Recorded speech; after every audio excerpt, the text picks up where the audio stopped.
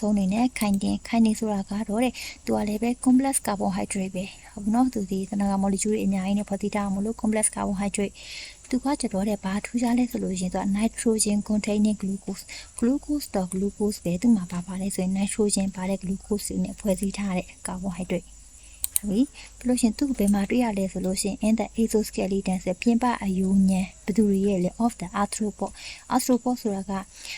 အခွန်မာတဲ့ကောင်တွေပေါ့နော်ကနန်းတို့ပစုံတို့ပြီးလို့ရှင်ကင်းရှင်များပေါ့နော်အဲ့လိုမျိုးအကောင်တွေရဲ့ exoskeleton ပြအပေါ်ကခွန်ကြီးအမာကိုပြောချင်တာအဲ့ exoskeleton မှာဆိုရင်တွေ့ရတယ်and ပြီးတော့ fungus cell ပေါ့ fungi ပေါ့မိုး cell တွေရဲ့ cell နေရာမှာဆိုလို့ရှင်လေဒီခိုင်တင်ကိုတွေ့ရတယ်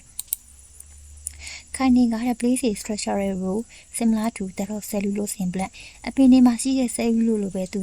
ရဲ့ structural role သူရဲ့ဖွဲ့စည်းဆောင်မှုလုပ်ငန်းမှာသူရဲ့ပါဝင်တဲ့အပိုင်းက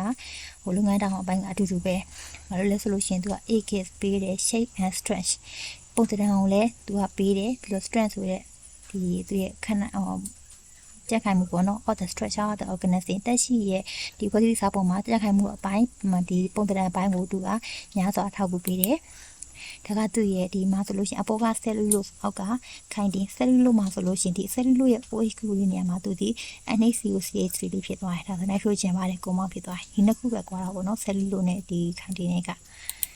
ဒါဆိုရင်ပြန်ပြီးရှော့မယ်ဆိုလို့ရှိရင်ဒီမှာအကုန်လုံးရှင်းပြထားတယ်ဗောနော်ဒါက cellulose ဒါမှ starch မှာနှမျိုးရှိတဲ့ amylo နဲ့ amylopectin ဒါက glycogen cellulose နဲ့ starch ကိုကျတော့ plants ဘယ်နေမှာတွေ့ရတယ် glycogen ဒီမှာခိုင်တင်တော့မပါဘူးเนาะသူတို့တွေကိုကျတော့ခိုင်တင်နဲ့ glycogen ကျတော့ animals မှာတွေ့ရတယ် animals နဲ့ fungi ပေါ့သူရဲ့ sub unit ဆိုတာကသူတို့ဘာနဲ့ဖွဲ့စည်းထားလဲဆိုလို့ရှိရင်ဒီ cellulose စီ beta glucose နဲ့ starch နှစ်ခုလုံးကတော့ alpha နဲ့ glycogen စီလည်း alpha glucose ပဲအခုဘုံအနေနဲ့ကျတော့ beta ကဒီ cellulose မှာဆိုလို့ရှိရင် carbon နဲ့ 4 ကြားမှာရှိတယ် glycosidic linkage ဒီမှာဆိုရင် amylo မှာဆိုရင် 1,4 ပဲသူကကျတော့ amylo ဘက်တင်ကကျတော့ဘုံကနှစ်ခုနှစ်နေရာရှိမယ် 1,4 နဲ့ 1,6 ဒီ glycogen မှာလည်းအတိုင်းပဲ 1,4 နဲ့ 1,6 ဒါကြောင့်သူတို့ဂိုင်းဖြာလာဆိုလို့ရှိရင်ဒီမှာ 1,4 linkage ကတခုတည်းဖြစ်တာဖြစ်ဆိုတော့ စက်တန်းရှိပဲဖြစ်သွားမှာ linear ပဲဖြစ်မှာ branch ဖြစ်တာဆိုရင်မဖြစ်ဘူးဒီ amylo မှာလည်းအတိုင်းပဲဒီ amylo ဘက်တင်မှာကျတော့ 1,4 ရှိတယ် 1,6 ရှိနှစ်နေရာဆက်မှာဖြစ်တဲ့အတွက်ကြောင့်ဂိုင်းဖြာတယ်ဒီဂိုင်းဖြာတဲ့အခါမှာဆိုလို့ရှိရင်တစ်ခုမှဆိုလို့ရှိရင်ဆက်ဖြူနဲ့အခု20လောက်ထိဆက်ပြီးသွားနိုင်တယ်ဒီ glycogen မှာကျတော့သူကလည်းပဲဂိုင်းဖြာတယ်ပဲသူကကျတော့တစ်ခုမှဆိုလို့ရှိရင်ဆက်ဖြူနဲ့10ခုလောက်ထိပေါ့နော် molecule 10ခုလောက်ထိဆက်သွားနိုင်တယ်ဒါသူရဲ့ပုံစံပေါ့နော်ဒါကသူရဲ့ linear ဒီမှာဆိုရင် branch ဒါသူရဲ့ shape ပုံစံသူရဲ့ပုံစံဒီမှာ linear အပြဟိုမြင်းပုံစံနဲ့သွားဒီမှာဆိုလို့ရှိရင်အကွေးလေးပေါ့နော်ဒါသူရဲ့ပုံစံကိုပြထားတာပေါ့ဒါဆိုရင်အခုဒီကမှာဆိုလို့ရှိရင်ဒီ carbohydrate အကြောင်းပြသွားပြီပေါ့နော် carbohydrate မှာဆိုလို့ရှိရင်အမျိုးအစား၃မျိုးရှိတယ် monosaccharide ရယ် disaccharide ရယ် polysaccharide ရယ် monosaccharide ဆိုတာက